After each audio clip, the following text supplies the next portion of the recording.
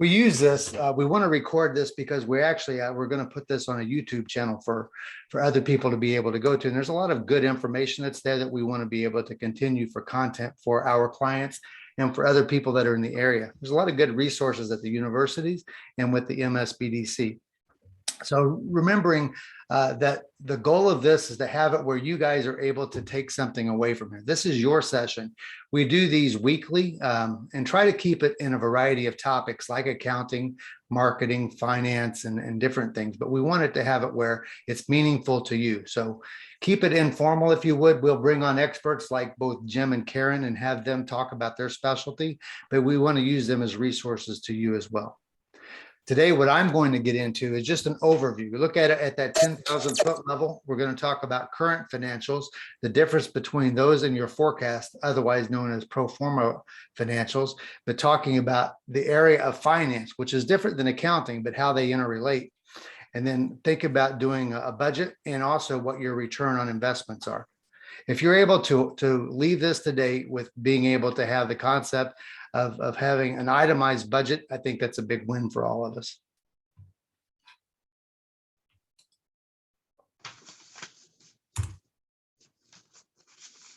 Current financials. When we talk just basic financials, now, if this is at that 10,000 foot level and it's a little too simple for you, so be it. Understand the concept. You can help me and help the rest of us apply how you use that. But the idea is to talk this basic language called financials. And in that, we talk about the balance sheet, the P&L, the profit and loss, which is synonymous with the income statement. And then lastly, the cash flow statement. What I want you to do is not think of it as an accountant. That's for people like Jim to do and keep us straight. What I want you to think about it is sort of like the gauges on your car. And this is how we manage our business on a day-to-day, week-to-week, and month-to-month basis. But talking over what the current financials are, let's talk basic terminology. Balance sheet, P&L, and cash flow statement. Those are the three documents that we want to be able to not only produce on demand, but be able to interpret what they're telling us. The first one is when we get into some other terminology that's here. You'll hear top line and bottom line on financials when people refer to that.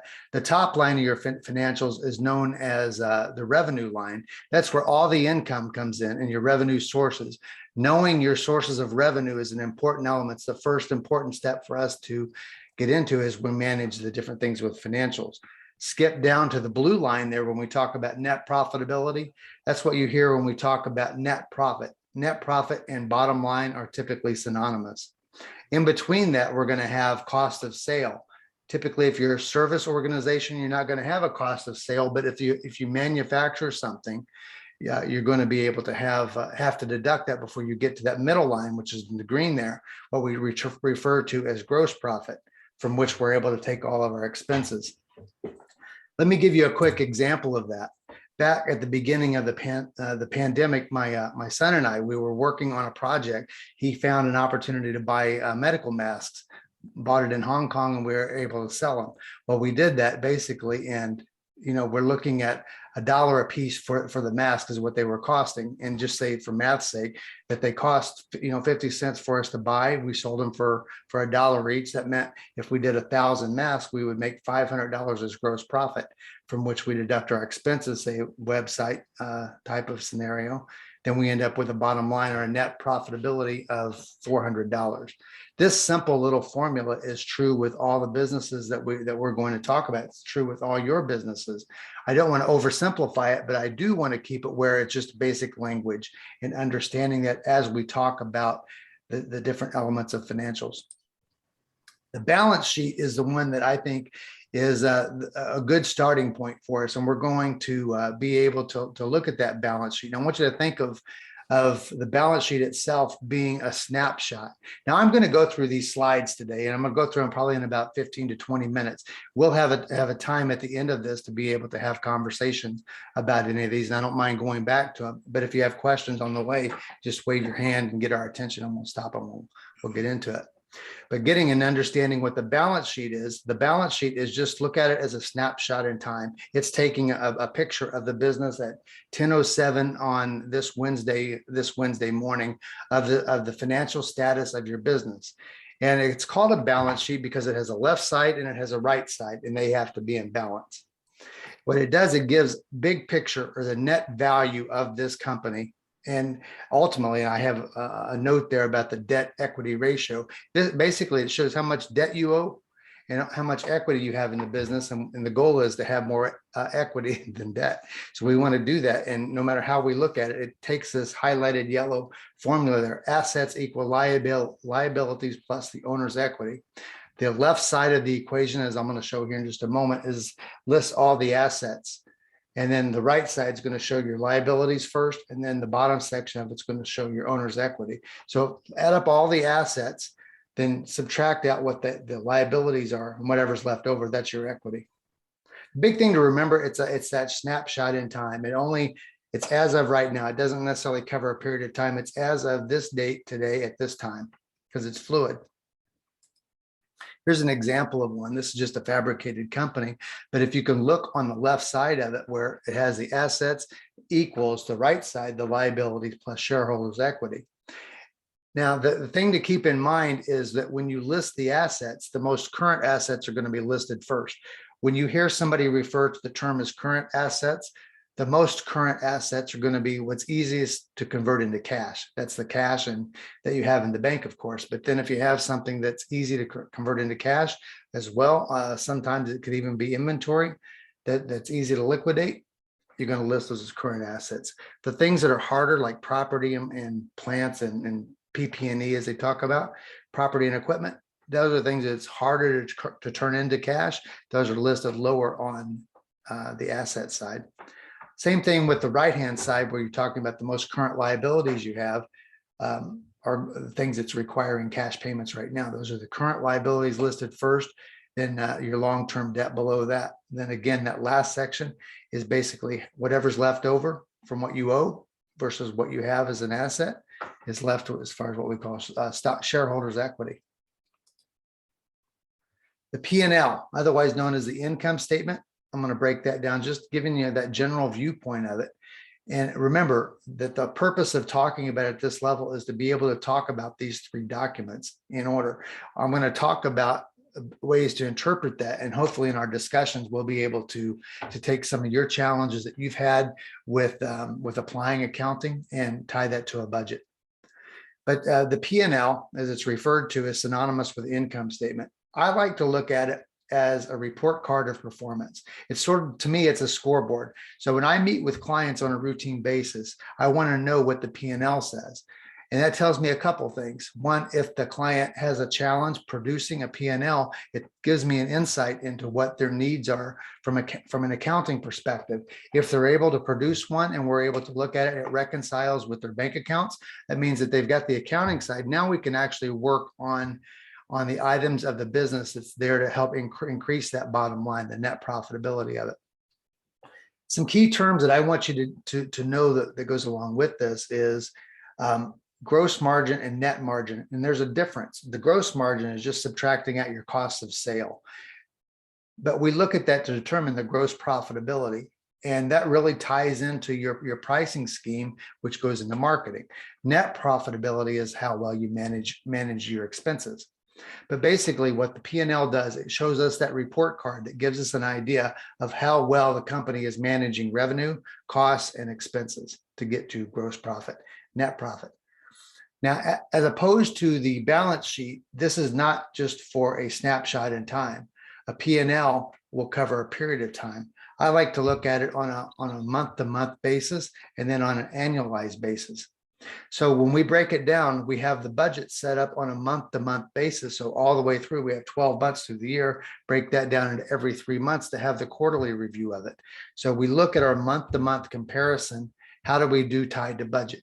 How do we do tied to budget month to month and also by the quarter? If we do that, when we get to the end of the year and we tie that to our budget and the goals and the objectives that we've set up, we shouldn't have too hard of a time hitting those objectives and reaching our goals for the year. But it's when we don't think about our budget, our forecast, and keeping that roadmap in front of us, that's when we get to the end of the year and realize we didn't have too good of a year. But that's why we have advisors. That's why we have technical assistants. It's why we have a lot of good service providers out there to help keep you accountable to hitting your financial goals for the year. This is what a P&L looks like. I want to highlight just some of the basics here on how it looks from the beginning. If you break it down into the top section, you see where it says ordinary income. It's got all those revenue sources. That simple formula that I showed earlier. So we have in this case, the revenue sources being landscaping services, any kind of markup income and retail sales, and then the final services. Add all those up, that's your total income / revenue. Less out your cost of sale or cost of goods sold, that ends up with a gross profit number. So that's where it's a good stopping point after that to go back to this basic formula here. The revenue items less your cost of sale, get to the gross profit number. Then you get into your itemized expenses.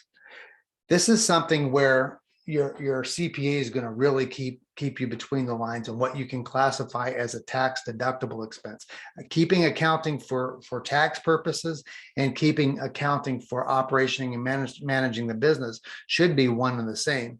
Sometimes, however, businesses they'll keep things differently. I like to make sure that they're as close to one and the same as we possibly can, and making sure that your CPA is giving you some good advice there, your bookkeeper / CPA.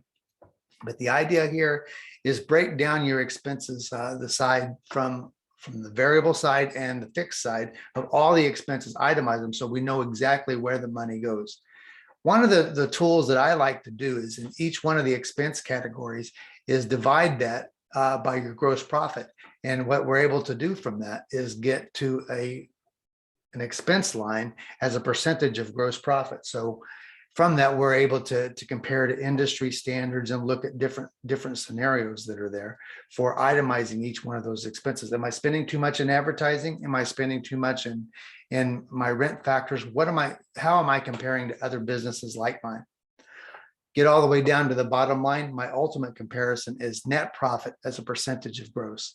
Now, one of the things I want to put here is when you divide your net profit by your gross profit, without getting into too much of a detail there, I like to look at that and expect that a business to be north of better than 33% net profit as a percentage of gross.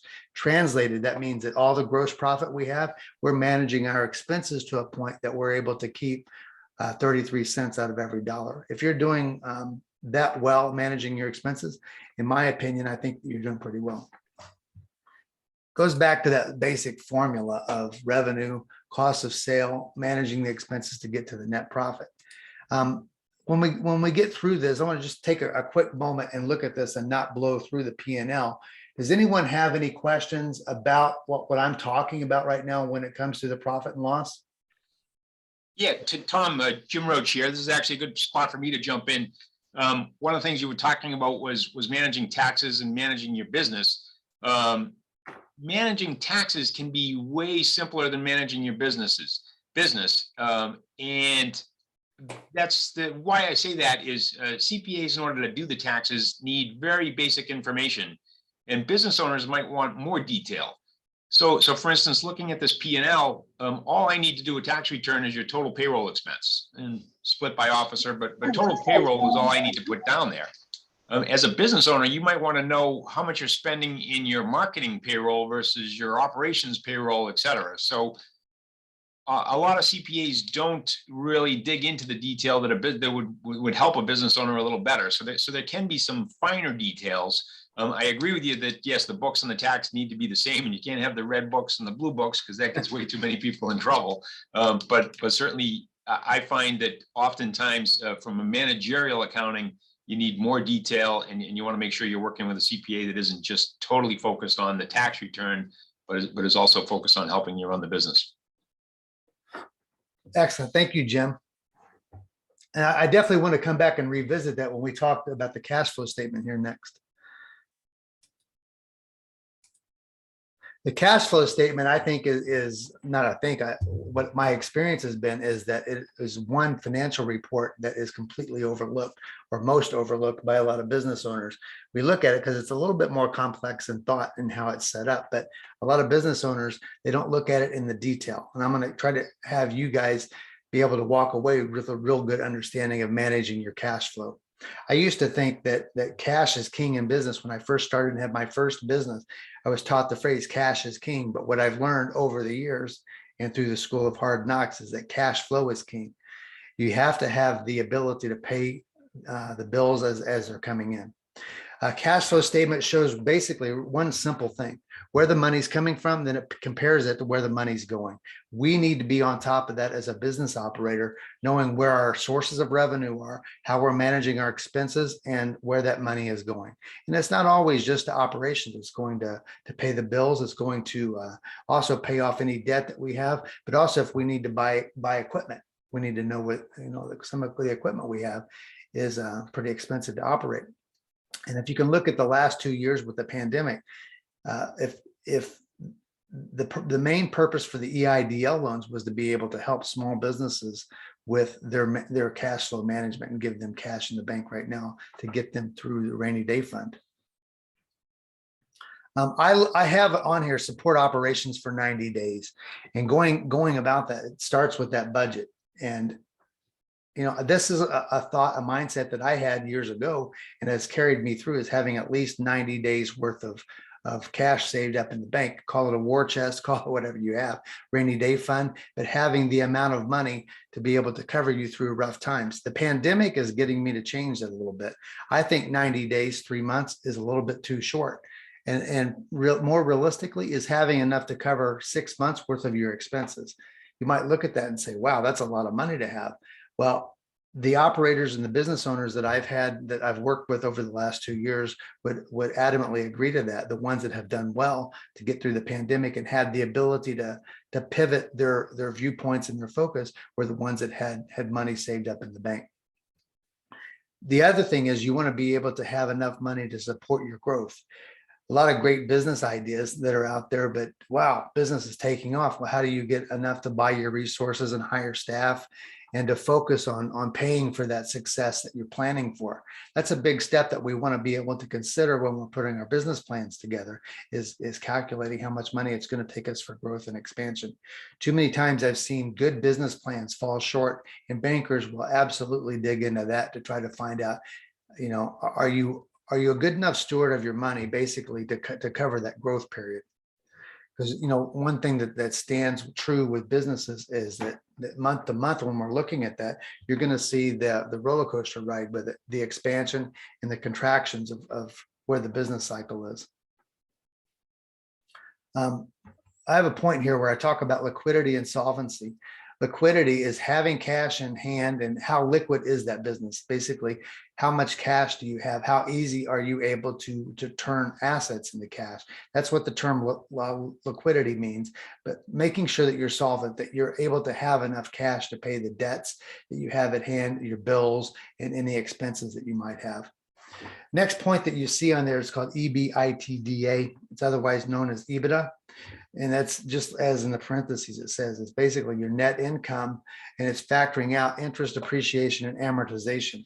So when you factor all that, you end up with a bottom line that has all the interest and depreciation, your amortization factored into it. So it's more of an actual calculation for, as Jim was saying, your tax preparation. Let me get to what a cash flow statement looks like. When you see this is QuickBooks and other accounting softwares. They're able to produce this, but oftentimes, like I was saying, it doesn't get produced. When you look at it, there's 3 basic areas to it. Operations, as we know, which should reflect your income statement, and they should go hand in hand. And we can see in this case that there is a net cash flow from operations, a positive number. The number that you see there is being positive from operations, factoring to it. But the next one is investment activities.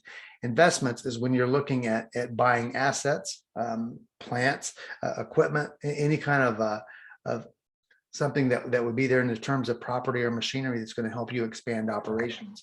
It's an investment, but it takes the cash out of the business today. Then the last section is what's listed as financing.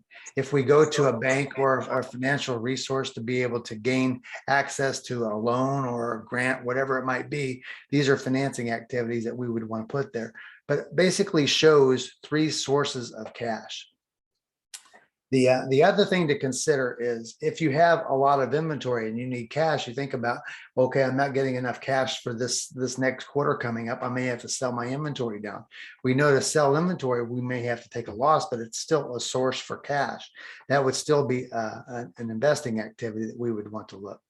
If you consider yourself and strategically, I'm having too much debt, I want to reduce that debt. That would be a negative cash flow to pay off some of that debt.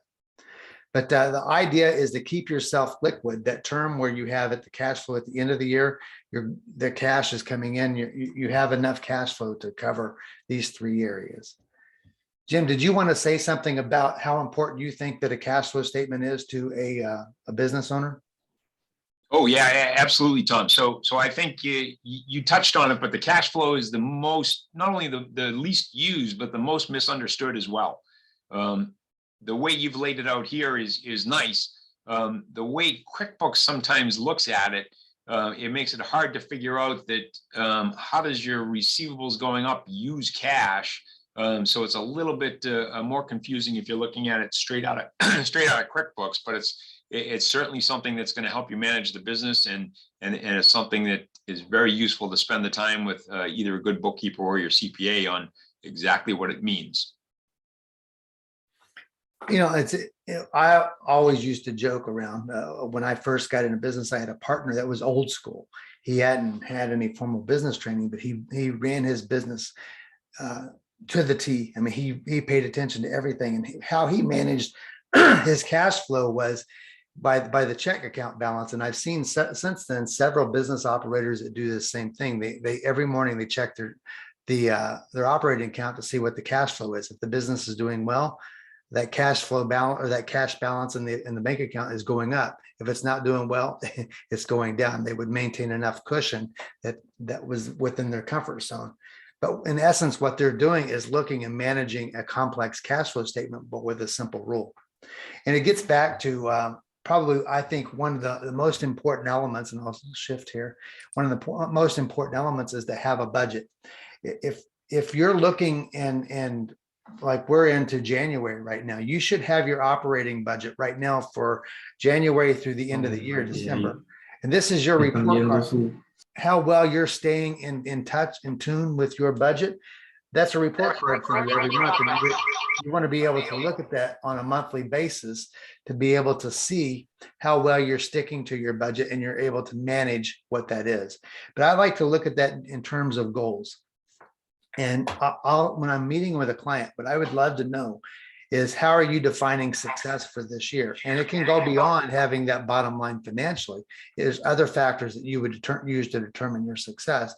But we really want to make sure that the business is profitable. That business is profitable at the end of the year, and it starts now. So rhetorically, looking at each one of you, hopefully you have your budgets for the year worked out, and we're able to look at it at milestones. Those milestones would be the monthly reviews and the quarterly reviews all the way through, and looking at it. And being able to have that budget is a good starting point. As we put that budget together and you factor in your growth, we get into what's referred to as the forecast, or otherwise known as the pro forma for financials. It's the same idea, looking at your P&L, your balance sheet, and your cash flow statement, but you're doing it in the term of, or in the terms of forecasting.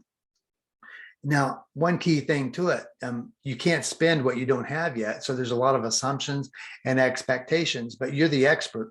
You're the expert that's there when it comes to managing your business. And you keep in mind that a lot of people will do their financials for trying to get a loan. I think that that's way too late.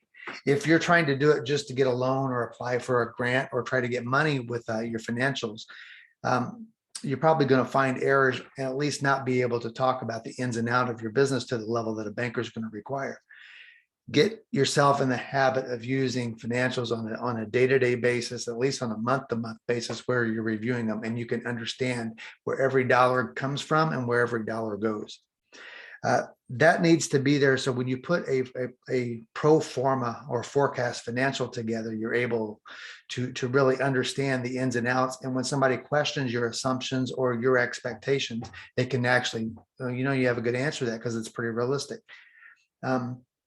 Your budgets and your forecasts and the financial models that you put together are your idea, and it's a reflection of how well you know your business inside and out.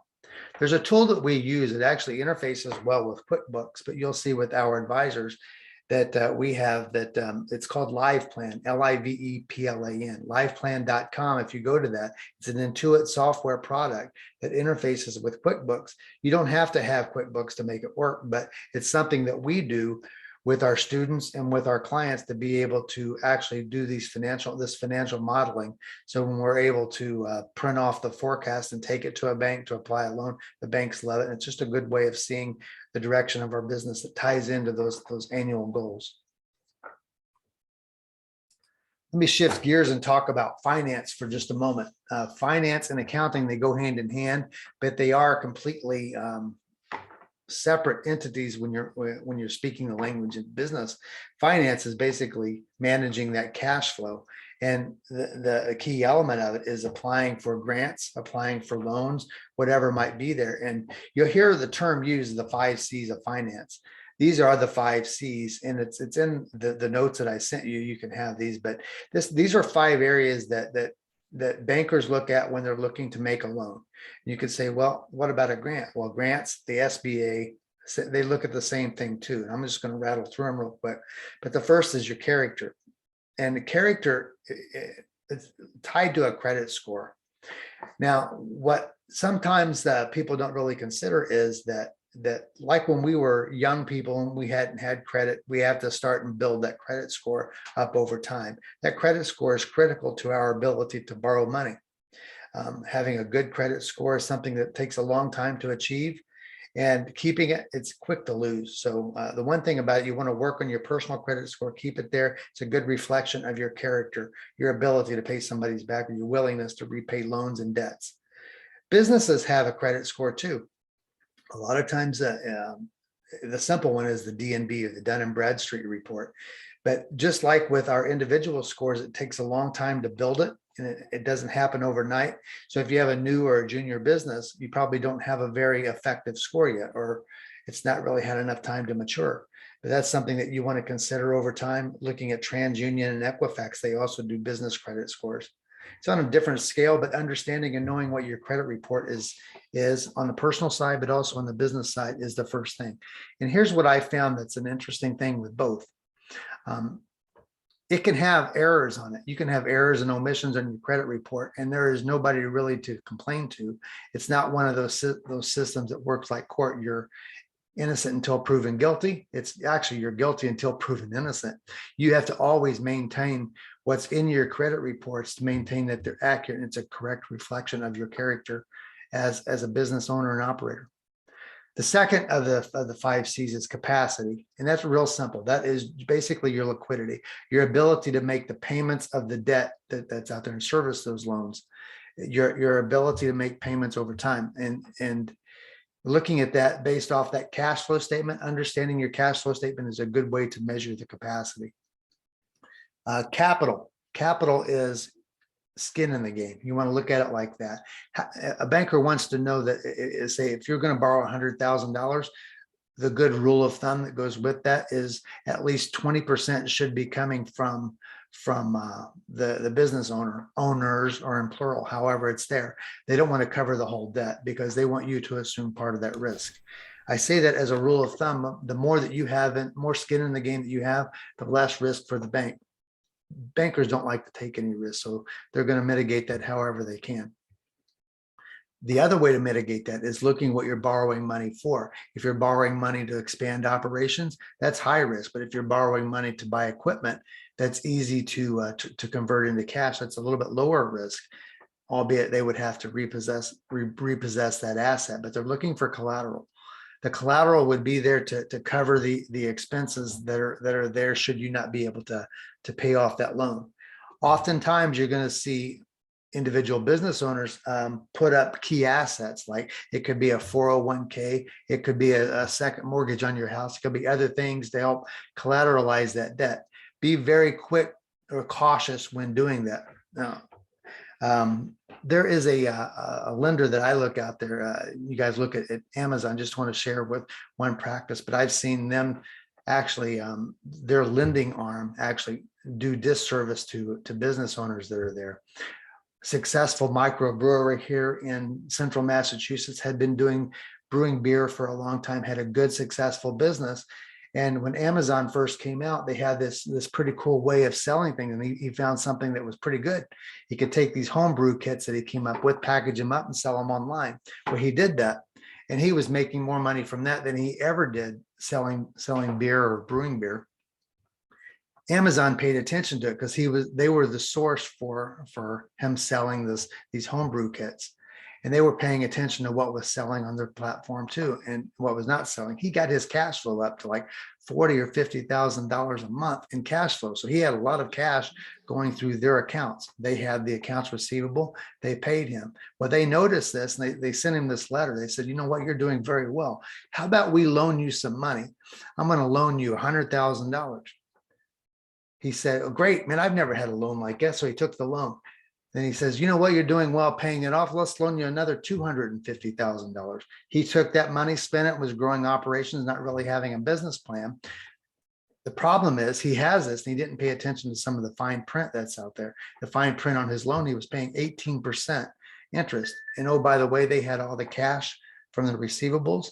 So when he got himself in a bind from not paying attention to things, he got himself in a cash flow bind just because he wasn't paying attention to the numbers. They had all the leverage because they were collecting this. They actually found competitors to him that were selling the same product that he was selling well, and they ended up being a conflict for him. Now, I don't want you to think that I'm slamming Amazon. I'm not that much of an advocate for them, but the moral to the story is pay attention to your financials and read the fine print. He didn't read the fine print, and before he knew it, he was paying 8 credit card rates on a commercial loan. I'm listing that as one of the scenarios here is because the collateral item, they had his accounts receivable listed as collateral. And when he got into a cash flow bind, it basically put him out of business. He's no longer in business. And I think it's, you can look at it, he just made a bad business decision that's there. The last element of the 5 C's is something that goes over in the last 2 years is a good example of that with the pandemic, the external conditions that go with this loan, but also the conditions of the loan. If you take the microbrewery, his perspective, he was new at that level of business. That's a big consideration. Can he manage that element of the business? Since it's an evolution of his business, that's a condition that a banker is going to take a good look at, but they're also going to look at the environmental factors that are there. All the things that make it a good business decision or a bad business decision. These 5 C's refer to the key elements that are there when we're looking at making a good business loan, or how am I going to finance the future growth of the business? One little side note to this, we consider finance being debt financing for looking at sources for cash, taking loans or grants or whatever it might be.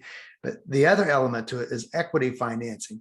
This is where you get into differing scenarios of acquiring partners or family members or so forth. And instead of looking to gain interest, they're looking to gain equity, and they're betting on a more long-term asset. When you get into equity financing sources, without getting into too much detail, one of the foundations is what's called angel investors. Angel investors believe in entrepreneurship and micro enterprise, and they want to help get that new business off the ground. But they want something in gain. They want a return on their investment, and ROI too. Typically going to be they want to see this company grow, and they want to see that balance sheet increase over time.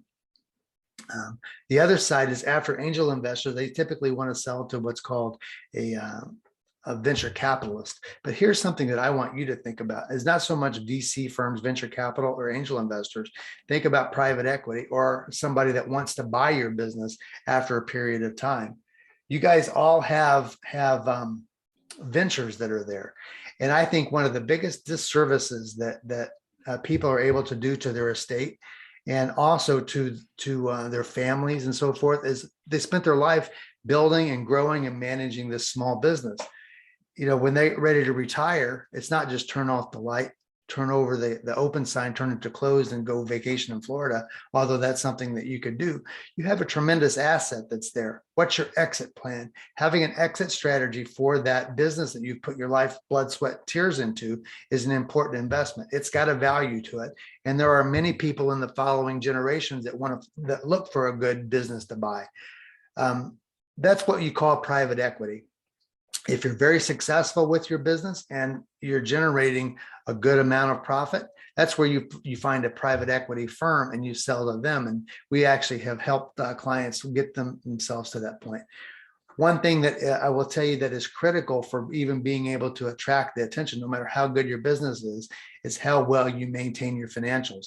Going back to what Jim was saying earlier is not having the red books and the blue books, but having the books and you know exactly what's in them. There are no surprises. Being able to have them reconcile to your third-party bank account. When somebody's analyzing your business, they want to be able to look at your bank statements. They want to look at your financials, compare the two. Yeah, and be very proud of your business if you have that. When you do that, it's amazing what you can sell your business for. Tom, can I jump in and make a few points on the 5 C's if you back Yes, up please. a second? Because one, I love the 5 C's. And I just want to talk about a couple of points here is one is the capacity. One easy way to look at that is what a bank is looking for, or really anybody financing, as Tom said, whether it's a private equity or whatever. The capacity part is does the project cash flow?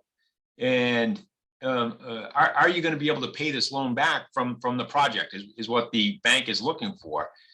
A lot of things that business owners don't understand is the bank really looks at capacity in 3 different ways. They look at the capacity of the business to pay it back. They look at the capacity of the owner, and then they look at it all together.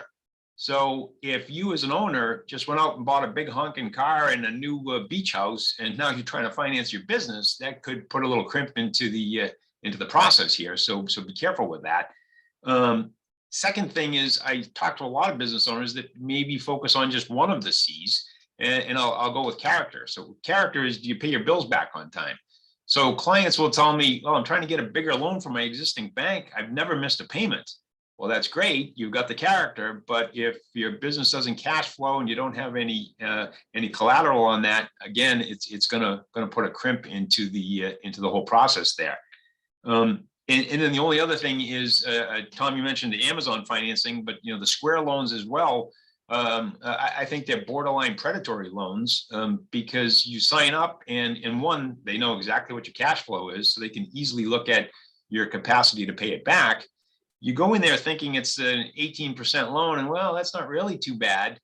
But if business takes off, they're really taking a percentage of everything you collect. So you end up paying it off in 3 months rather than 6 months. So it was really a 36% loan because they get that interest piece up front. So be very careful with all of those little, what seems like it's easy to come by loans, because they can be very costly in the long run. Mm-hmm. I have to completely agree with Jim on that. I had a client who came to me believing that an employee was skimming off the business, and to find out it was that predatory loan that he had signed that had exploded much more than he had realized. He didn't read the fine print. So that was not a fun conversation. They're not fun conversations, and it is reading that fine print. But here's something that I want to make sure everybody knows. It is predatory lending, but when we as individuals take out a consumer loan, we're protected. There's a lot of governmental protection out there, and there's people that we can complain to with the Attorney General and so forth. When you get into commercial lending, all bets are off, basically. It is fair game, and they figure that if you're a business operator, you should know better. And there aren't as many loans out there to protect you as a business operator as there are with being an individual. But I tell you, it's not all worrisome. if you have the practices that's out there and you take the time to understand the language of finance, understand these 5 C's, but get with somebody and work on a budget, you're not going to fall as prey to any one of these predatory lenders that's out there. Let me cover through this review and then we can get into some good questions with both Karen and Jim. But the takeaways for you guys, I want to make sure you understand the current financials, the importance of having current financials. And we'll talk a little bit more about that in just a moment, but the difference between current financials and your forecast being your pro forma financials. That's a fancy term for basically your forecast. Difference between net income and gross income. Your gross income is your revenue less your cost of sale. And then if you factor out your expenses, that's where you get to the bottom line, which is net income. Costs of sale versus expenses, how they are different. They're both negative accounting entries, but there's a difference between costs and expenses. And then lastly, just touching on with the finance and the accounting. We put this together, and our method for being able to talk about accounting and the factors that go, all these things that we discussed today. I don't expect you guys to be experts on accounting or being able to have everything ready for your taxes and all that. That's not what this is. There are plenty of people out there that can help you with that. There are bookkeepers, there are CPAs, there's tax specialists, just like with Jim and Karen here, but there's also students that we have at the university.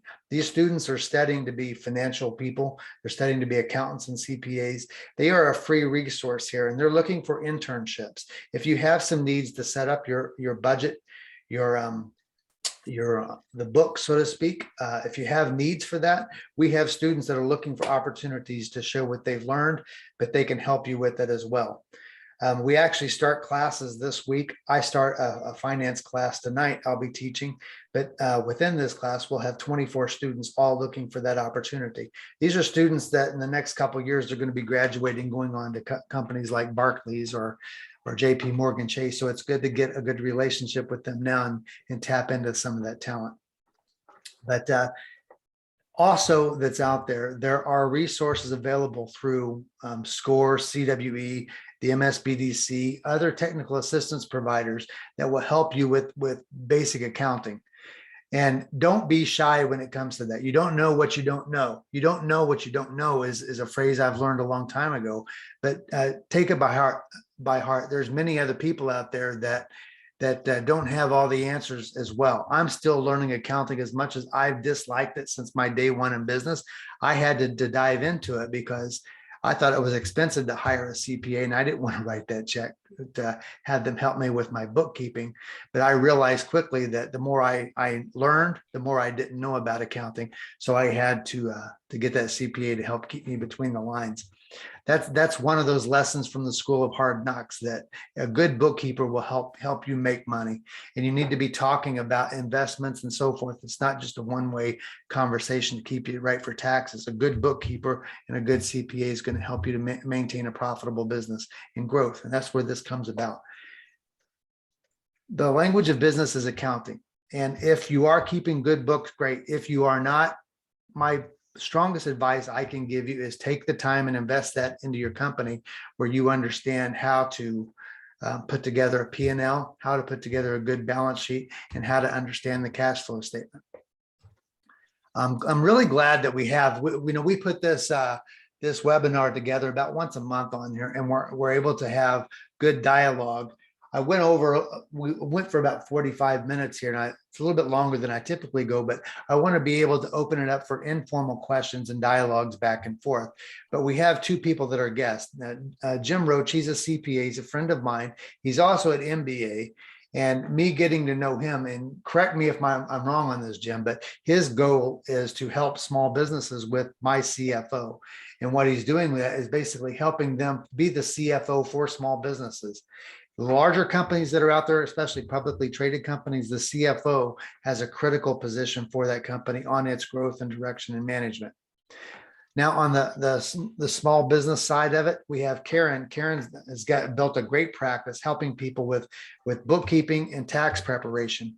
A follow-on to this class is doing a QuickBooks fundamentals class, which we're going to offer same way, and doesn't cost you anything, but she's going to be teaching basic fundamentals of operating QuickBooks. Highly recommend that you take the time to get in to sign up for that class. Sarah will have a link for us, or she's a good contact for that, but here are their contact information. Jim, you want to give us a quick elevator pitch for my CFO? Sure, absolutely. And of course, I'll start with a quick pitch for Karen, because in my business, if you don't have a good bookkeeper, there's not a whole lot I can do for you. Especially mid-year. I do a lot of tax planning for my clients, as well as bank loans. And if you come and your books are a mess and you've been doing it yourself, and we're trying to go to the bank and they just don't make sense, that's the first place to start. So as my CFO, I spend about 50% of my time in traditional taxes and financial statements, and the other 50% of my time is helping small companies, entrepreneurial companies grow. And a lot of that is some bookkeepers are great at reconciling all your books, but they can't help you understand what's behind the numbers. Karen being the exception, but I certainly try to help people understand what's behind the numbers, and then not just the finance numbers, but people also need to be think about what operational measures do they need to be tracking on a regular basis. If you're looking at your budget and your budget is to grow through acquiring new clients, and you're not tracking your sales pipeline, how many people are entering the funnel, how many people are converting, et cetera, then you're missing an opportunity to help you control your business. The old saying, what you can measure, you can manage. So if you're trying to manage a piece of your business and you don't have measures in place, figure out how to get those operational pieces that won't fall out of a QuickBooks or your bank statement. Excellent. Thank you. Karen, can you do the same with Acorn? Tell us about your background with it and what you offer for businesses, and maybe a little bit of a sneak peek into the QuickBooks class.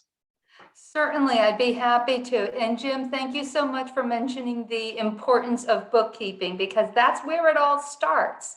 You can't do, good financials with bad numbers and things like that. So my background, I have a bachelor's in accounting.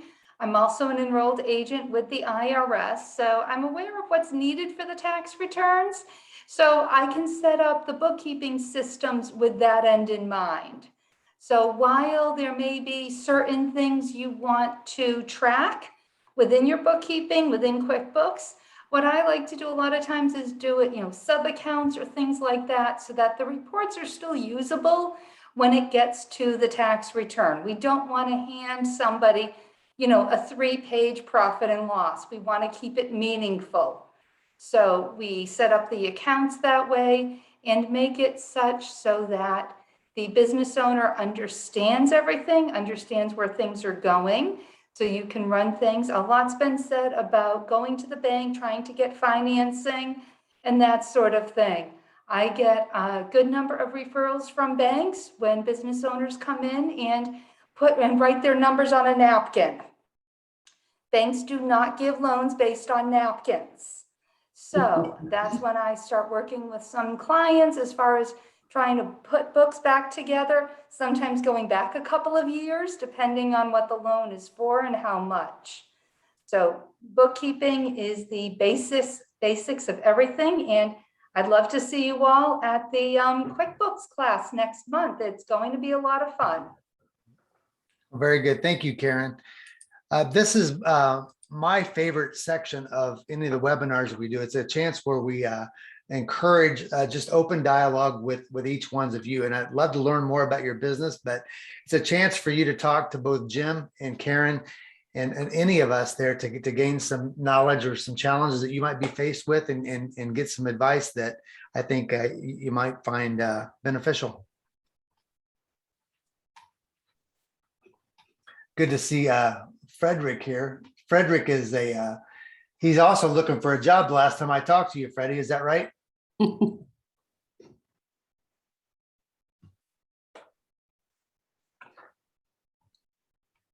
Yes, sir. Yes. Tell us about the job search. How are you doing with that? I'm still on it currently. I've been talking to a couple of individuals that I can, because I want to get into the medical transportation business. I'm looking to work with somebody that I can acquire the knowledge and training, and I can gear that towards the reason I can gear that towards my desire to get into that field of business. Any one of us, if have any advice to give to Frederick, is he's looking to start a business, being in the medical transportation business. And one of the things of advice that we're is trying to give him some experience and helping him expand his network of people. And there's a couple of people online. Joel, I know that you're also always looking for good drivers and so forth, but any advice you could give Frederick would be helpful. By the same. You're on mute.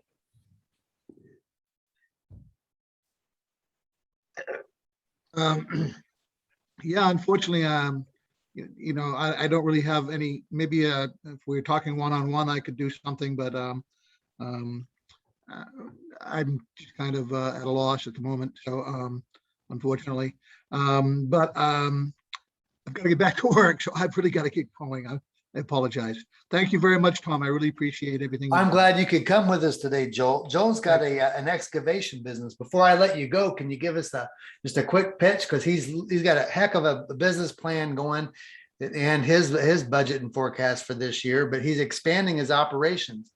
And I didn't know this, but digging a hole with vacuum excavation is much different than just using big equipment. Oh yeah, it's entirely different. But things are going well. Like thanks to Tom here, I've had a lot of proposals come in. I'm working on some marketing and sales, and things are going really well. I'm really excited about the coming year. So we actually dig holes. We're around utilities. We do a lot of work. I'm sorry. Sorry, that would do somebody that wasn't on mute is all. Oh, that's okay. Yeah, so you know, we do a lot of signs. We put in sign footings. We pour a lot of concrete. You know, we put in fences and guardrails. We clean out pool filters from municipal and like YMCA's, municipal water treatment facilities. We do a whole variety of things. Anything that you can't do with an excavator, we can do. And if you have to do it by hand, we can do it better. That's basically it. They dig New England. That's your hook, right? We dig New England. That's right. Thanks, Tom, for that helping me get that hook. Yeah. You know, I'm glad that you could make it today. I won't keep you, but thanks for joining us. Thank you for inviting me, Tom. I really appreciate you keeping me in the loop. Julie, yeah, Julie Paradise, she's on here somewhere. There she is. There I am. Yeah, she owns Been There, Dump That. Now you went from corporate America to owning a franchise. Can you share with the group some of the challenges you've had from an accounting perspective, and maybe give your thoughts on keeping accurate books? Sure. Well, I mean, being corporate, I was in project management. So you see a little bit of everything, but you don't have to know about all the financials. So that was the biggest eye opener, I think, was having to know everything about everything when you're a small business owner. You've got to know it all, but having people that can help you out, because you can't be really, really good at everything either. And I knew pretty early on that the bookkeeping and the financial part was not my strength. So finding a good bookkeeper was key, having a good CPA, and we went through a few. I've got a good one now, but yeah, just having to know everything was the biggest eye opener. Our franchise was great because they helped us out. It's true, you're in business for yourself, but not by yourself when you own a franchise. And they got us started early on with QuickBooks, and that was that was really key in keeping track of everything. Because it is easy for me to go into QuickBooks now, I want to run my P&L and look at all the numbers right there. I should probably get more in depth. And that's actually a question that I kind of have for Jim. What's the best, like I talk to my CPA maybe twice a year. I would love to get a little bit more in the weeds, still leaving it to the bookkeeper and the CPA to do the dirty work, so to speak, but to really know what expenses are important. I hate to admit it, but I don't have a budget. Some of those things I'd love to know what I don't know. And I've been doing this for almost 9 years, but I still feel like there's a lot to learn. So Jim, what are your thoughts on the best method to work with a CPA to get those kind of details to make sure the business is going in the right direction? Yeah, so certainly budget is key.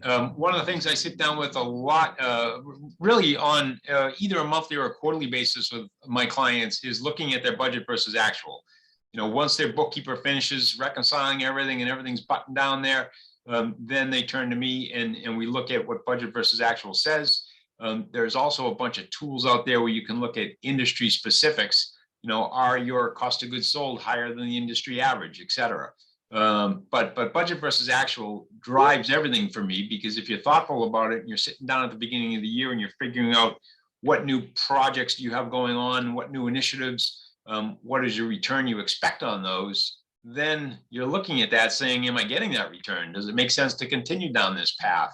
Do I just need a little more time? Did I expect this time to let all those kind of things are kind of baked into your well thought out budget? And like I said, if on a monthly basis, your CPA gets into that, let's look at the budget versus actual and help you understand what's going right, what needs some attention. That's kind of the key. So definitely budget. I'm with Tom on that one. I got some work to do. And for startups, Frederick, for you, going back to that same scenario with budgets, there's two types of budgets that we recommend that you start with. And for a startup business is what's called a source and use budget. And basically, how much money is it going to take for you to start up your business? And you want to have that itemized. Don't worry so much about the source side of that document, but definitely the use side of it. We want to show that we know exactly how much money we need, what we're going to spend it on. Hey, Yes, Tom. Yes. Kim from Butter's House wants to know, they have a CPA. Do they also need a bookkeeper? Well, that goes back to what I was saying earlier, how I got into accounting. I was pretty much a tight ass when I started out my business. I didn't have a lot of money, so I was pinching every dollar that I could. So I figured, I can do this myself and learn how to do QuickBooks. What I found though is that you got to dive in there in a hurry. And just like what Julie was saying, as the bookkeeper and has the CPA, they have two separate roles. Every transaction in the business needs to be accounted for. So you have somebody that's doing that transaction and reconciling it. So if you pay somebody to do that, or you can do it yourself. A lot of startup businesses, they don't have the budget to pay for somebody. They want to do that themselves. And that was me when I first started out. But when I got to where I could afford it, that was the first person I hired as somebody to help do the books, because I hated it with a passion and reconciling that account.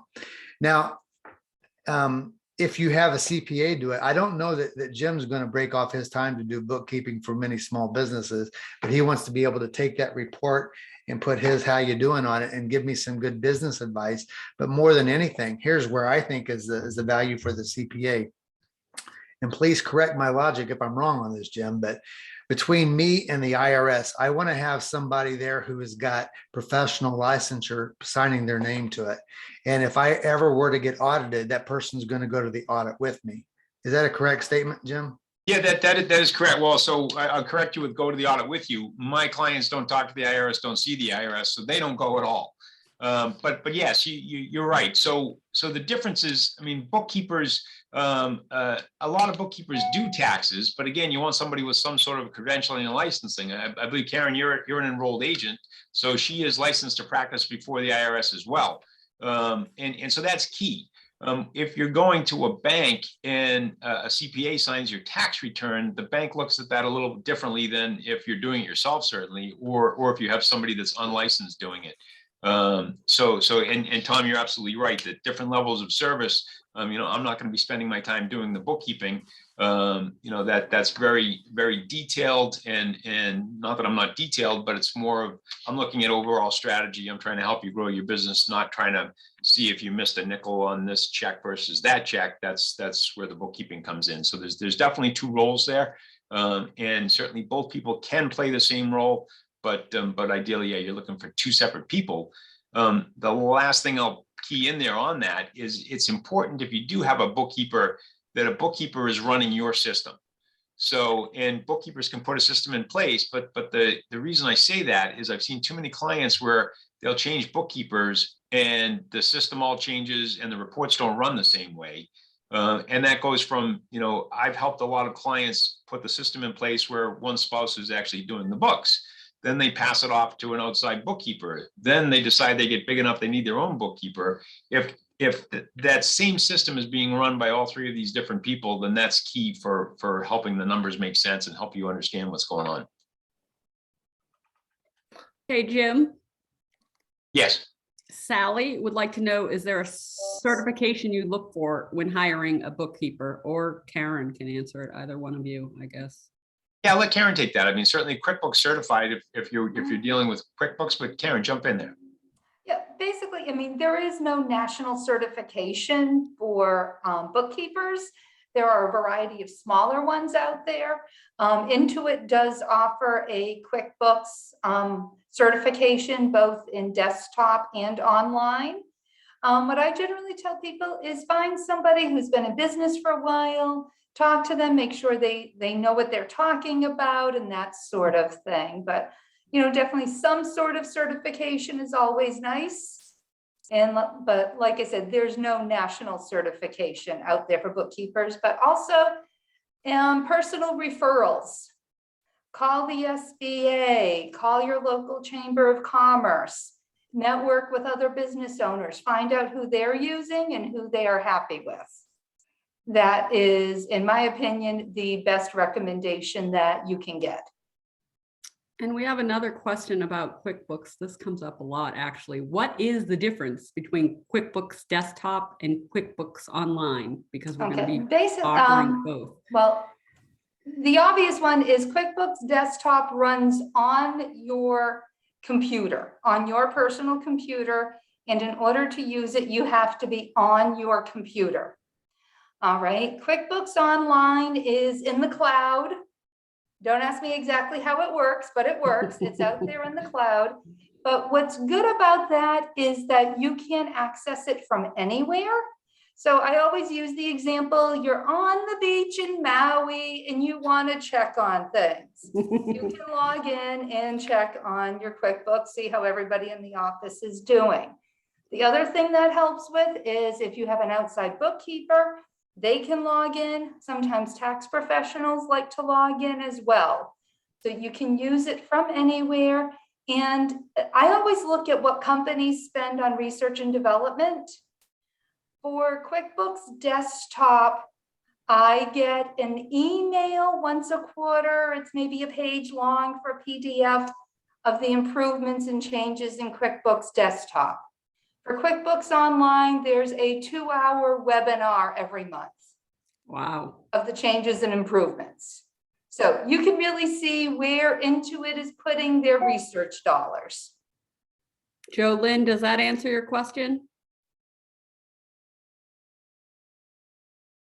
That mostly answers my question. I'm completely new at bookkeeping, and the only thing that qualifies me is that I'm trustworthy and relatively good technologically. But sometimes I'm talking to people and they're like, "Oh, well, I could do that in desktop, but I'm not able to do it online." So, Excuse me, so Jolynn, are you working as a bookkeeper? That's my sole role. Oh, okay. Is bookkeeping for a friend.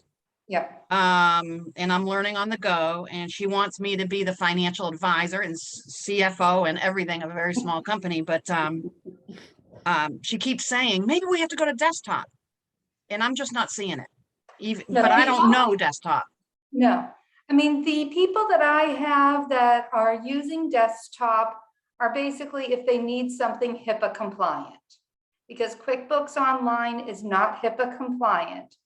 But I do have medical professionals and those who need HIPAA who use the online system, but they have a separate billing patient service. So we just keep the financials in QuickBooks, all the patient information is somewhere else. I do have two that run everything through QuickBooks, including the patient information. And that's why they are on desktop, is because they need the HIPAA compliance. So when I signed up for this class, seminar, whatever you want to call it, I did see that you were offering the QuickBooks, but it didn't say QuickBooks Online. Would I benefit from watching your seminar on QuickBooks, even though it might not be looking at the online? Well, the class is going to be in QuickBooks Online. So if you're interested in that, or they might consider moving to that. Well, we're already on QuickBooks Online. Oh, okay.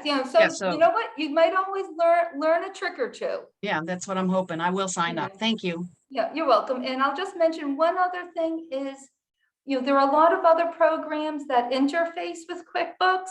The thing is, the majority of them interface with QuickBooks Online, not with QuickBooks Desktop. Oh, I have one other question, in fact, because we're using QuickBooks Cash, which they now call QuickBooks Checking. Yeah. But what's your opinion on that? I have not used it yet. So you'll have to let me know what you think of it. I'm loving it. You're loving I'm loving it. it. As I learn more about it, I love the, and like I said, I'm new. I'm completely new. I've never done bookkeeping. Mhm. I graduated with a bachelor's in business. I'm fairly smart, so I'm learning. But what I like about it is that literally I pay a bill and it's a one-step process. I don't have to go pay the bill at the bank because we don't really have a checkbook. We have checks, but I'm like, I want to do everything digital. Don't give me paper, everything digital. And so I'm literally just saying, pay this vendor, and it automatically goes and writes the check and updates the bill as being paid. So it's very efficient. Yeah. And QuickBooks Cash allowed me to do that, even though I'm not using the cash account for those payments necessarily. But the way it was sold to us is that it allowed us to do the online pay, which is awesome. Yeah. But I'm still a little hesitant. What's that? Good to know there. I'll have to look into that. I'm loving it. I'm loving it. And they're paying us good interest on what we have in the QuickBooks Cash account versus our regular bank account, which happens to be at TD Bank. We're not getting nothing there, but we're actually getting interest from the QuickBooks Cash. And I'm like, but I'm hesitant. Do I put more cash in that account to, to let our money work for us? So anyway, those are just some thoughts. I want to tie in a story to one of the questions that's here and what Jim had said a moment ago. Client that I had earlier on in the pandemic, the construction company, and very successful company doing well. And Jim's comment where the person that's doing the bookkeeping, you want to let them have access to those books, that it's their system and you have to have the consistency that's there. Well, early on in the pandemic, we had a lot of curveballs thrown at us as small business operators. And this company had thrown out was the homeschooling and schools being closed. So all of a sudden, his key bookkeeper, which was his wife, her primary role went from being bookkeeper to stay-at-home mom, and she couldn't do both. So basically, he said, "Okay, I'll find somebody to do it," and kept kicking the can down the road with that. Meanwhile, she's taking care of the family and doing her thing. But what was not being taken care of was one of the questions that's there. How often should I check that cash flow statement? And it depends on how tight your cash flow is the answer. Now I'm going to just hold that thought for a second. But this business owner wasn't paying attention to his cash flow statement.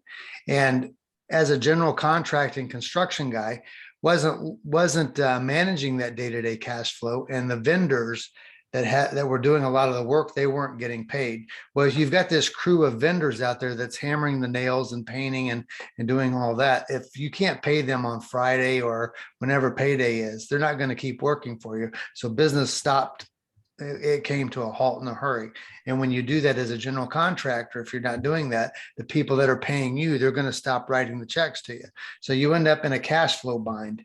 And that's something that really has got to get managed. So he comes to us and he says to us, I need help with my cash flow. I'm in this position because of the pandemic. I said, great. The SBA, they've got a program for you. It's called the EIDL loan. Well, the SBA required a good credit rating, very good credit rating, but also current financials. Who's doing your financial statements? Well, that was my wife. How long ago was that? Well, that was 6 months ago. Well, we have to produce these, and it created a nightmare, and you could see where it went. So answering that question, I tell students all the time, how often do I check? Do you recommend checking the cash flow statement? Depends on how much cash you have in the reserve. And it's sort of like a college student going away to college, and when money's tight for them, how often do you check your bank account balance? And to some of them, if the money's tight, they check it on a daily basis. Well, me, when I was in college, I checked my balance on a daily basis too. And when I started off my business, I checked my balance on a daily basis, just because we were running things on razor thin margins. Don't ever recommend that because there's no room for error. But when you get a chance, you want to have those safety nets. You don't have to check it on a daily basis, but you want to set that habit. Jim, is there something you would advise an operator on that?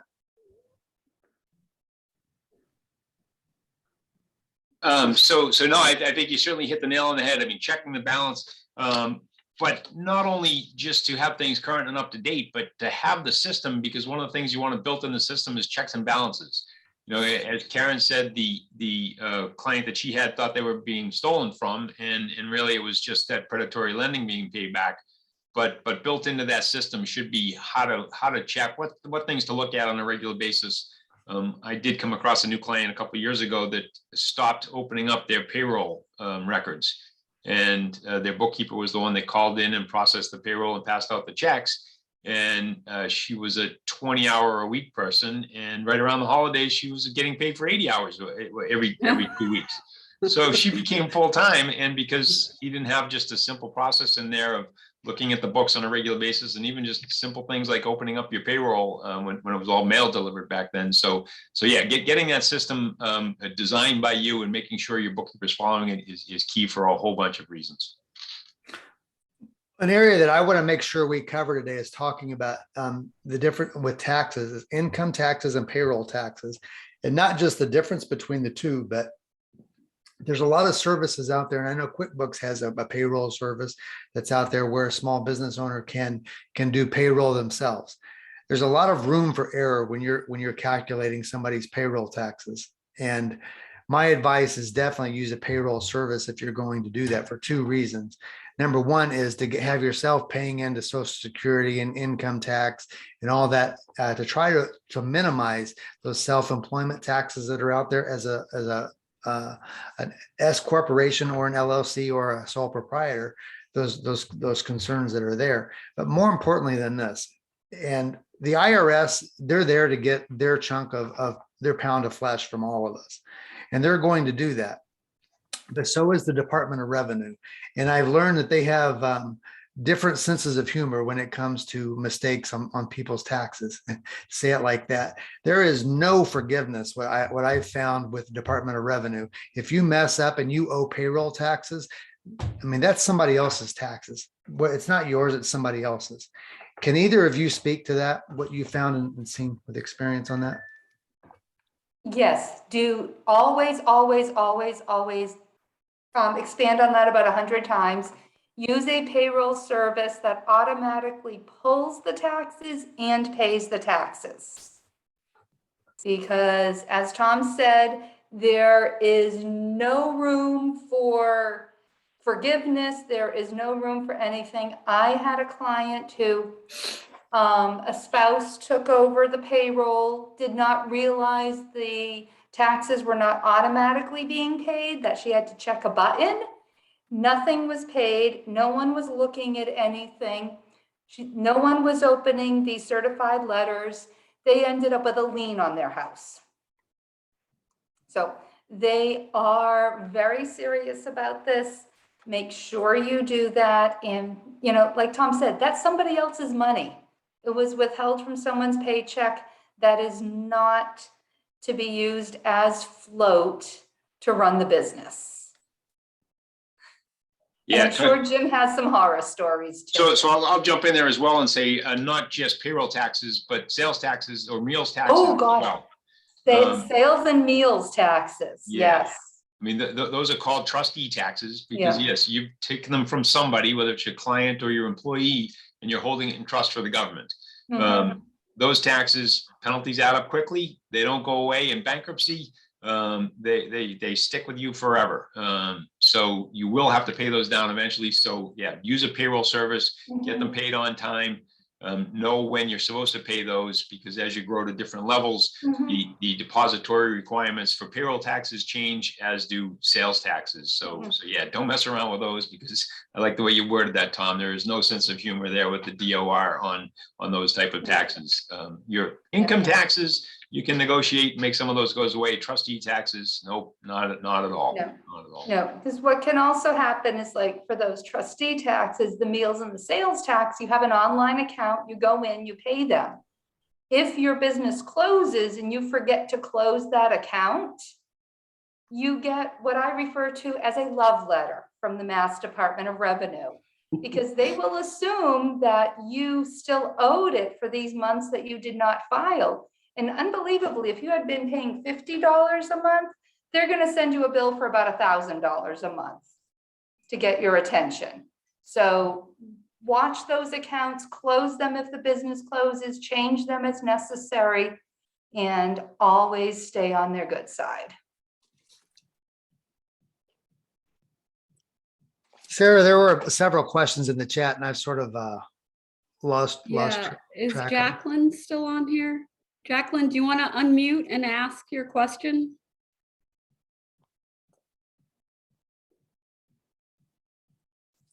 Oh, she's on a desktop without a mic. Okay, I'll ask the question for her.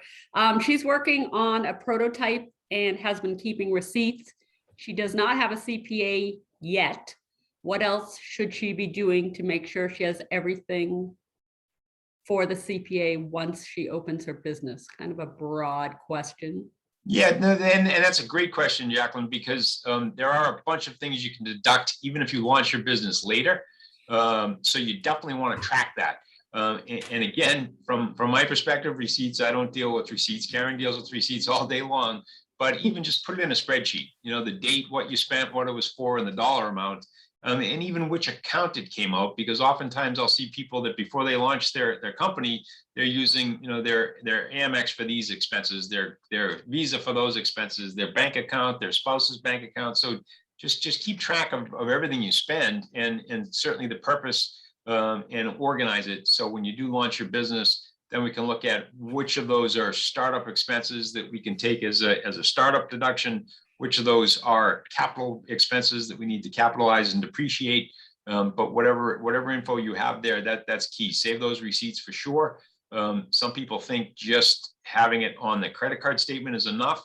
Well, the IRS actually wants to see receipts, strangely enough. So I don't know how they deal with the fact that some of these receipts are on the thermal paper that disappear over time. But the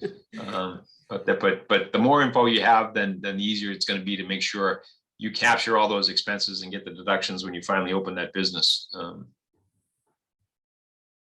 If I can just add something about those awful thermal receipts that after a month or so just disappear, things like that. There are a number of software packages out there where you can take a snapshot of the receipt and save it. And QuickBooks Online also offers a receipt capture feature as well. And so it never hurts to take a picture of it, and the IRS will accept an electronic copy of a receipt, especially when so many of them these days are printed on disappearing ink. So I always recommend that as well. So. And I know the QuickBooks also provides a great organization that you can actually tag that receipt right on that expense. Yes. So it's all right there in one nice package. Right. And the other reason that comes in handy is when your taxes are being done. I mean, if you go to Staples and spend $10, okay, it's office supplies. If you go to Staples and spend $3,000, did you buy a computer or did you buy $3,000 worth of paper? Because on the tax return, both of those are going to be dealt with differently. Let me put something in perspective for our class. It sort of ties in with all that. I see 4 to 5 businesses per day that comes through, and it's a lot of fun, but it gets to be rather busy. And I'll see everyone from someone who just has an idea and wants to start up a business, not too different than Frederick. And I'll see people all the way up to a $12 million manufacturing company that I have as a brand new client. And their accounting system is a Microsoft Excel spreadsheet. They package their stuff up together, give their bank accounts to their CPA every year and pay a big CPA bill every year. Keeps them straight that way. But I'm listing that as the difference in size of companies, but the same common problem being with accounting and bookkeeping. Having those controls in place that Jim was talking about, looking at that scorecard on a monthly basis is a critical element for just managing a business. We see that variety of people coming to us. So I'll have one-on-one meetings with that, and we'll try to coach through that and be able to generate those report cards, that P&L statement, that balance sheet, and that cash flow statement. But sometimes there's an element that where we have to play catch up, either in learning or getting things back to speed. And I've got one of our students here, Yash Lunia. He's recently graduated with a master's in finance. He's here also working on a data analytics degree. So he works actually for the MSBDC. So clients that I have, and we learn on that one-to-one basis, they need a little help either understanding or setting up their chart of accounts and their process and procedure. Yash will set up some time and go one-on-one with them a little further than what I have. We get to that point, our next step is to hand them off to somebody like Karen for her services, or for referrals for people out there like Jolynn, what she's doing, but then ultimately getting to a CPA like Jim. The idea is to help you however we can. And the moral to what I'm saying is, whether you're a $12 million manufacturing company or somebody with a startup, you probably have similar types of questions when it comes into accounting. Yash, can you introduce yourself to the group here? Yeah, sure. Thank you for giving me that opportunity. Hello, everyone. So I'm Yash Lunia. I'm so sorry if there's a little unstable internet for that. I hope you guys don't mind it. So yes, right now I'm pursuing my data analytics, and I'm on to my 2nd semester, and I've completed my Master's of Science in Finance. And apart from that, I'm also working in SBDC as a grad assistant, helping my clients and assisting in multiple various projects, being part of both data projects, data specialist projects, and some finance related projects, trying to build my expertise in both the field, as everywhere you see finance is growing and data analytics so too. So it was nice meeting you guys, and I hope we can meet sooner with new topics Professor Tom brings us and new opportunities, so that we guys can connect again. Thank you. Thanks, Yash. Any other questions there, Sarah? I think, yeah, Di, are you on here? Hopper? Was looking for some referrals, any accounting programs or small business customer and project management sites that we can refer people to.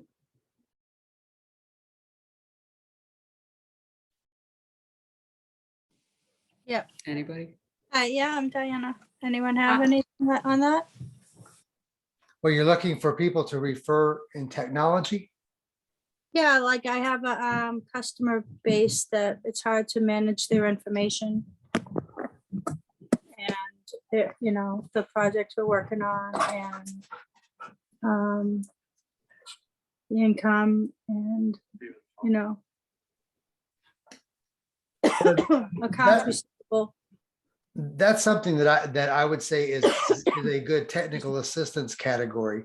And that's where you would want to work with one of our advisors and set that whole scenario up and sort of scope that out. I like to look at that. It's more of a marketing challenge, and take it from the perspective of your elevator pitch. And there's 3 questions that we have to answer with that elevator pitch: who you are, what you do, and why does it matter? So when you're looking to be a referral source for somebody or have them see you a certain way, it's important to be able to tell them, this is who I am, this is what we do, I do, and this is why it matters. And I think that becomes a pretty clear dialogue that's there. And it's like a student with Yash, he didn't tell you guys, but I would say in a couple of years, this young man's going to be working for a large company like Bloomberg. He's a good person to have in your network of people right now, and having him give you some advice for his opinions, I should say, on what to do. Just a good person to have in your network. Same thing with all of you.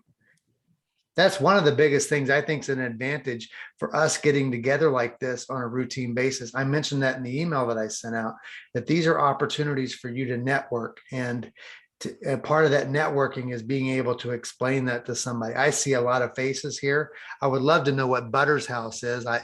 Just the name is unique, and like to learn more about that. And Julie, she talked about her bins, but she actually has bins if you're going to throw away stuff, and she's got a cool name to a business, Bin There, Dump That. I think she was at one of our first webinars and quickly became a fan favorite here. She's expanding to Worcester, aren't you?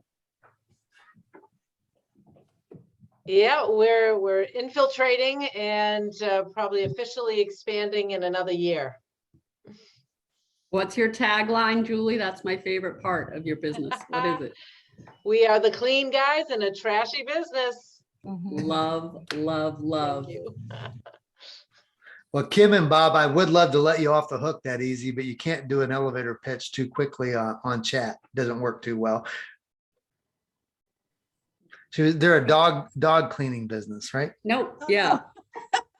No. Can you hear me? Yes, hear you loud and clear.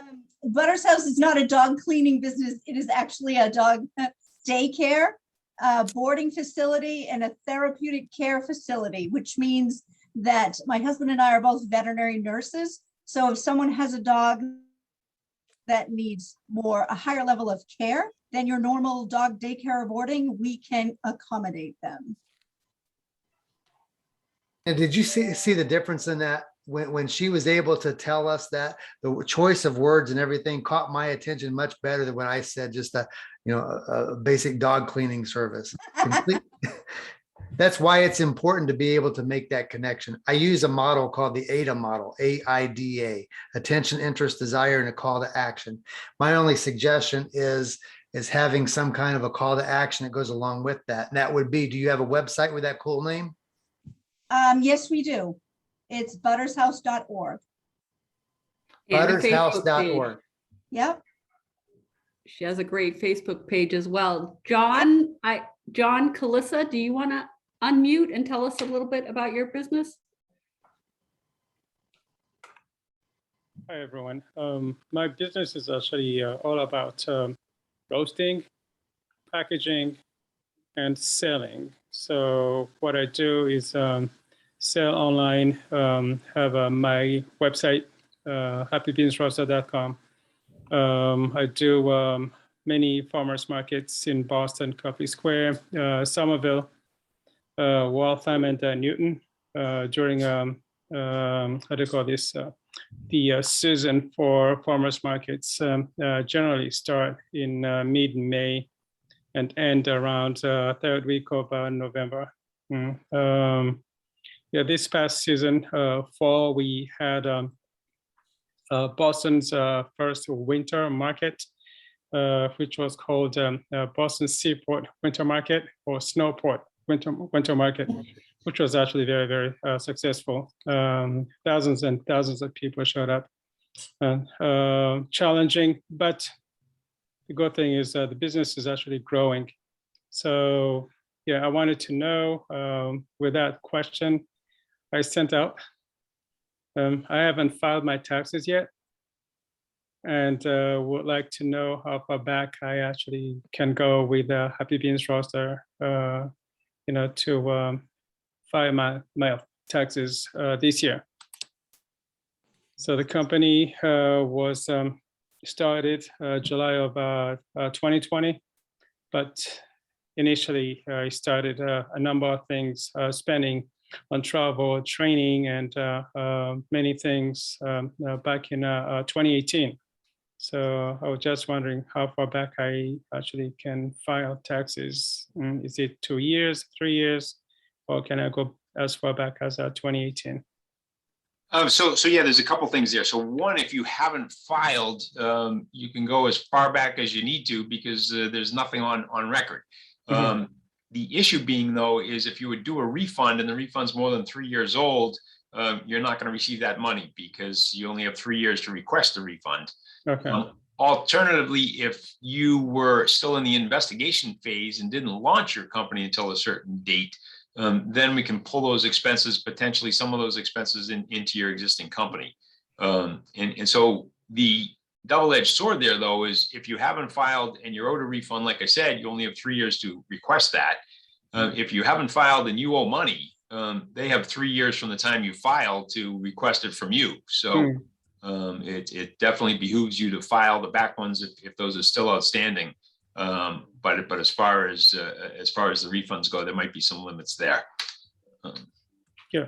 Does that answer the question? Yeah. Thank you. Good. And Tom, I apologize. I do have to jump off. I do have a client that just walked in.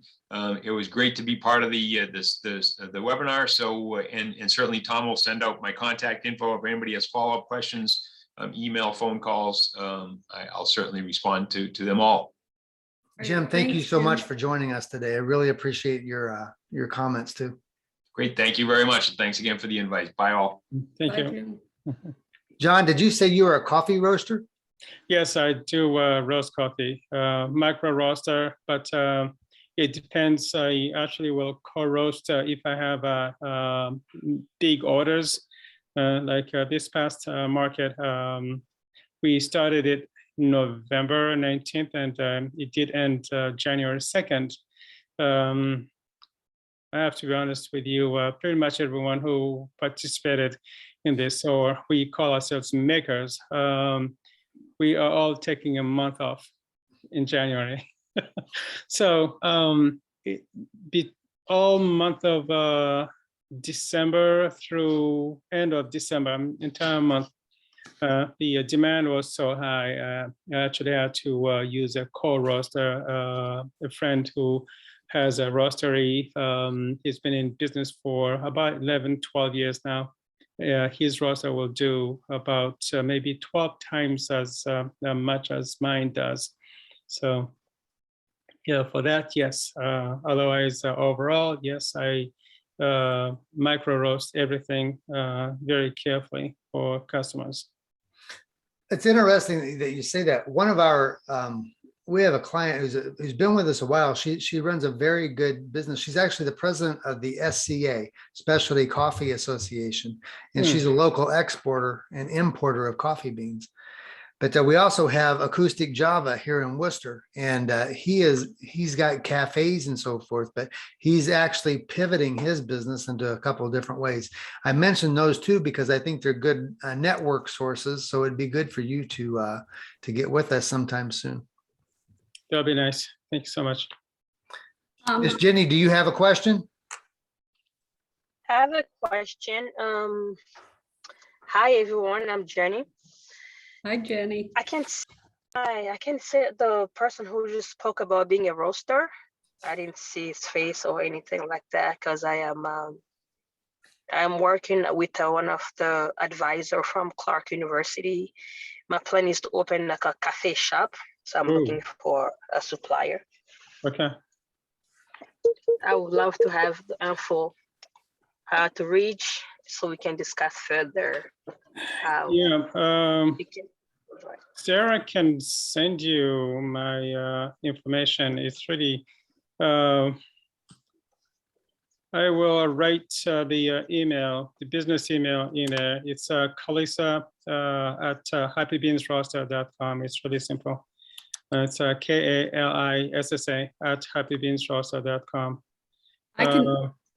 Jenny, I can send you his information. That's no problem. That'll be very helpful. Thank you very much. And just to inform you, right now, I'm actually today, before the end of the day, I'm hoping to send a few hundred pounds to a small company in Virginia to how do you call this, a co-pack for my first 100% compostable K-Cups. Oh, that's interesting. Yeah, so that's I'm glad they ship as well. fantastic. Yes. Okay. Thank you. Okay. Yeah, we'll be in touch. Thank you. Thanks. I have another another client that I don't want to put her on the spot, but I definitely want to give her a chance to talk about their new business. They do incredible work. Kendall, can I put you on the spot, please? Yes. Hello. Hi. Yeah, I'm gonna can you show some of the work you do and just talk to everybody, tell them what you do? yeah, let me see if I can find, I don't remember how to do this. I don't remember how to share. That green button at the bottom, just it's a share screen. Yes. All right, let me go on. Let me check for the photos really quick.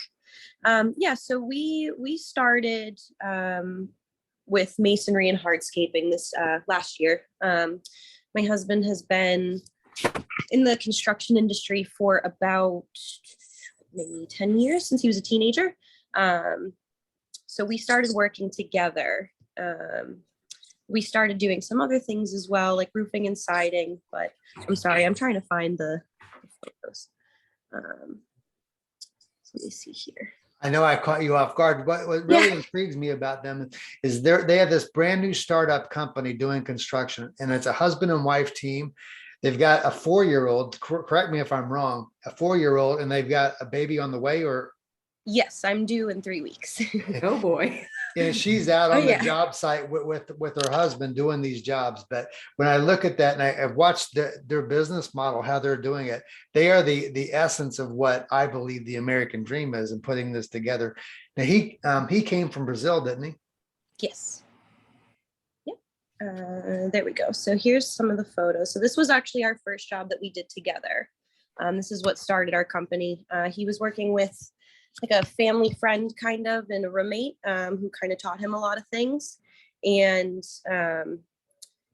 we had, some tools with him that we were using. And then we started this job. When we did this one, we took the deposit, we went and bought all of our own tools. We bought our wheelbarrow, our trowel, and our little plate compactor by hand and everything. So we did this one. This one is what he did. Wow. Couple years ago. This one is a pond. They turned this into a pond. I apologize, I don't have all my photos on. Oh, did you hear that little comment that was in the background? I don't know who said it, but somebody said the word wow. Thank you. That's what you want. You want the wow effect, and your pictures are good. Thank you. Yeah, so these are all things that we did. This was our second job that we had done together. They loved the first one that we had done, and they got almost the same exact style. Do you have the one that your 4-year-old helped you with? Oh, let me see if I can find that one. Stop share, and let me go back in. Do you cover a certain area, Kendall, or you go where the job is? Oh, we go where the job is. Yeah. Okay. We're new, so we're trying to get our name out there, and I'm not that good at it yet, getting our name out there. But yeah, we'll go pretty much anywhere within Massachusetts, Rhode Island, New Hampshire, maybe some Maine as well. Okay. Sarah, can you read that last chat comment?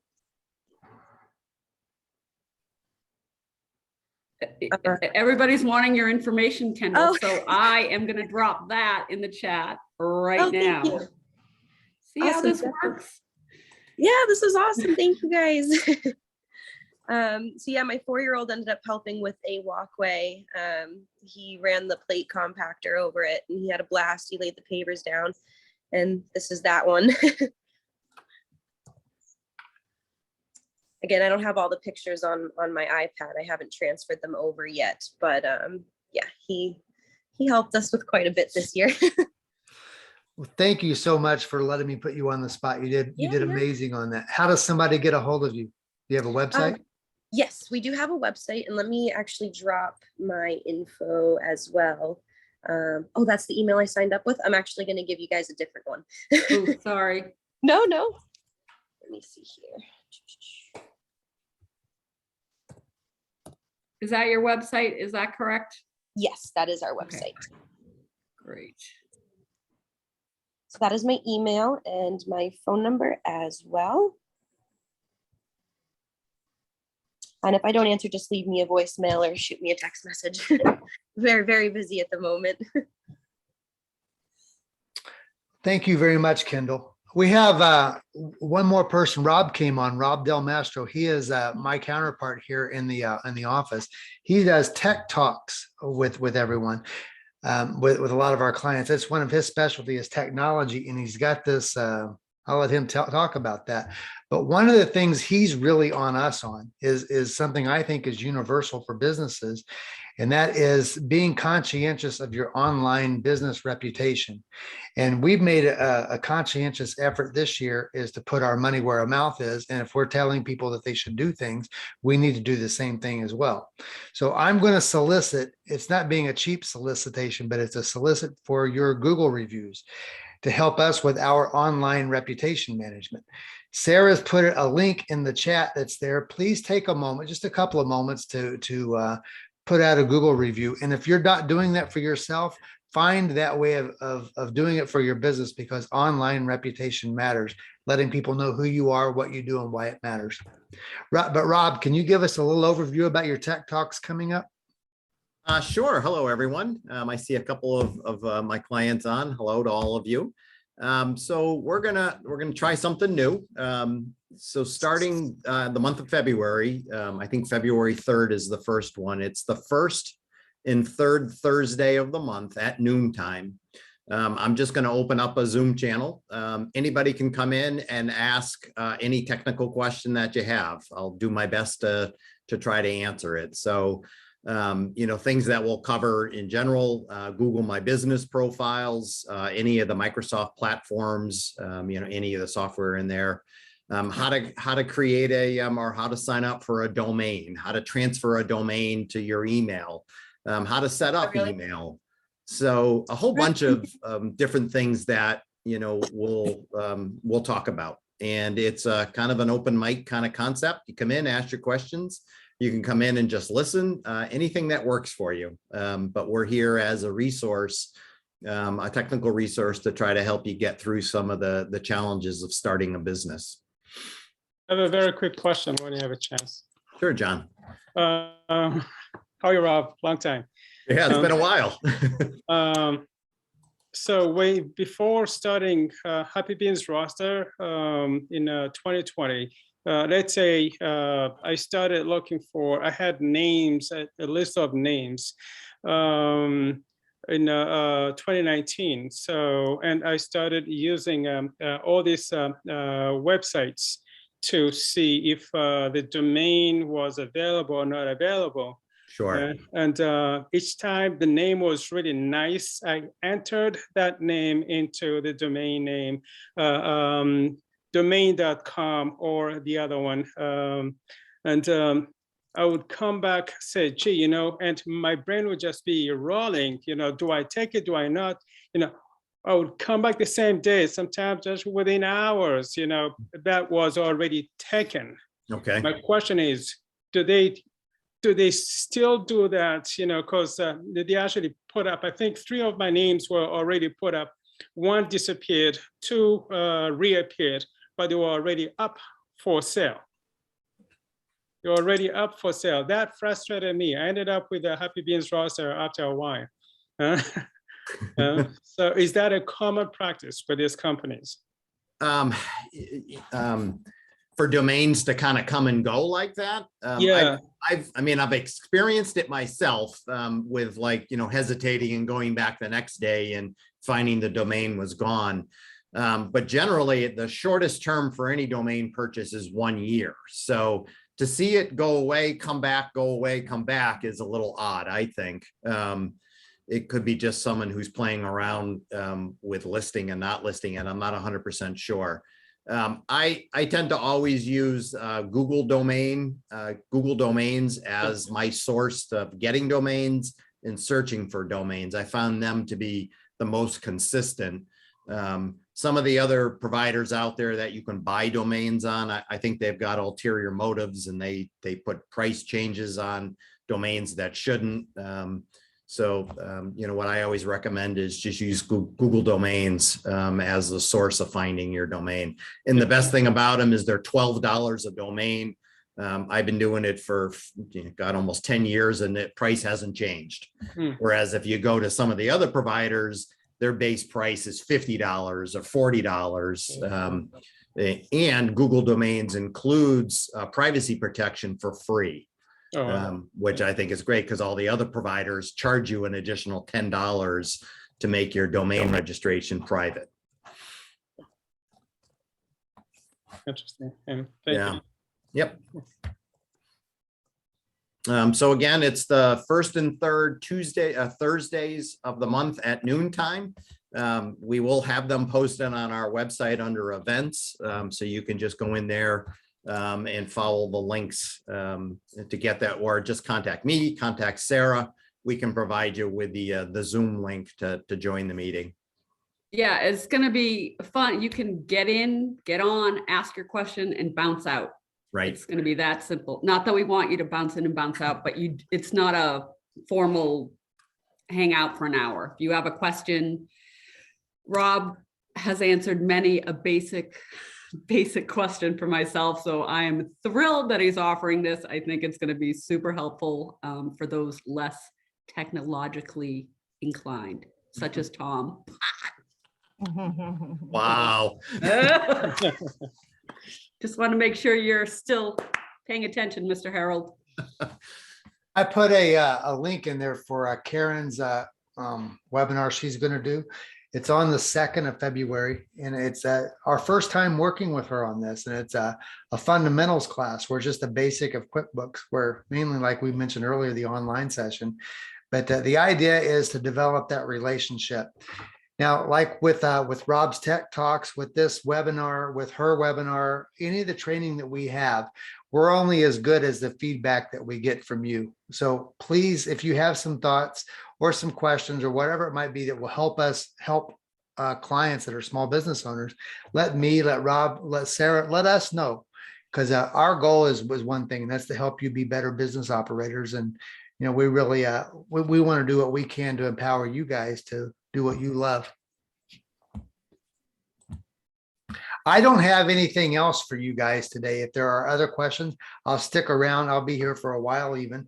But if not, my email is my first initial last name, therald@clarku.edu. Our phone number for the office is 508-793-7615. My contact information is on the documents that I sent you with the slide decks and so forth, but you can reach all of us that way. And just know this, that we are a community. We're here for each other, and that includes you guys. You guys are the reasons that we're here. And, you know, I love anything dealing with the American dream and entrepreneurship. We have the university behind us. They're 100% supportive on that. It's so cool being here. We have people from all over the world looking to start businesses, and it's fun to be part of their dream. So use us how you need to. Our services are free. It's already paid for by the government. And we're there to help you gain access to the resources and capital and training and attention that you possibly can. So thank you very much for taking time to spend with us today. I appreciate it. Yeah, and I'm going to be sending a follow-up email. I know everybody's dropping their information, so I'm going to try to get it all in one pretty succinct email with everyone's information. And that way you guys can sort of connect, and I'll have Tom's information, Rob's information, webinars, future webinars, yesterday's webinar. I'll have it all. So, and a survey so you can tell us how we did. Thank you. Yep, and I look forward to seeing any or all of you on February 2nd, and we can dive into QuickBooks. It will be fun.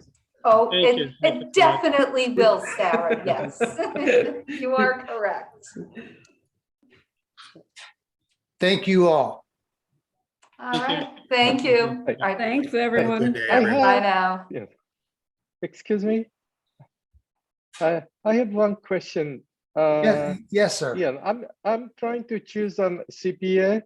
Is there a CPA specialized for a technology startup, or regular CPA works with a small business is perfectly fine? How big is your business? That's what I would ask. It will start very small, just myself. Okay, so for a solopreneur. So solo, yeah. Oh, solo. Yeah. Yes. I would recommend, being a solopreneur that you attend the class that Karen's holding. She also helps with tax preparation, and she may be a great starting point for you. If it gets a little bit out of her comfort zone, I'm sure she could recommend you to a CPA. Okay. And the solo, is there, so if I start the LLC, with the structure would be a solo proprietorship, if it's just myself initially. Have you determined your business entity yet? No, not yet.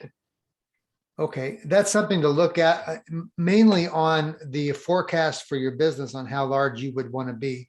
What I would recommend that you do is get with Sarah Doran and set up a time to meet with one of our advisors, and we'll be happy to walk you through that process. Okay. Okay. Hi, What was Tom. your first name, sir? My first name is Keisuke, Keisuke.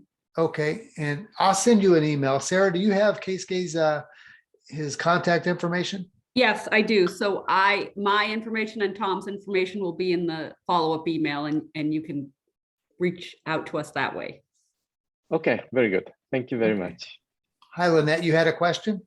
I know it's been a while since you and I have connected. A lot has happened since then. I'm really excited. I've found the kitchen to work out of. So I just wanted to let you know I will be sending you an email. Awesome. I'm aggressively working on my business plan and want to dive into the financial part of it. So thank you so much for putting this together. And I'd love to work with one of your interns and kind of, putting all of that together. To me, that's the most difficult part. But I will reach out to you via email. Very good. I'm so glad you spoke up there, because we start class tonight. I know I'll get them excited about it. Have you named your business yet? Yes, it's Real Meals with Lynette. And I have a website. I have a kitchen, the Worcester Food Hub, that I'm currently working out of.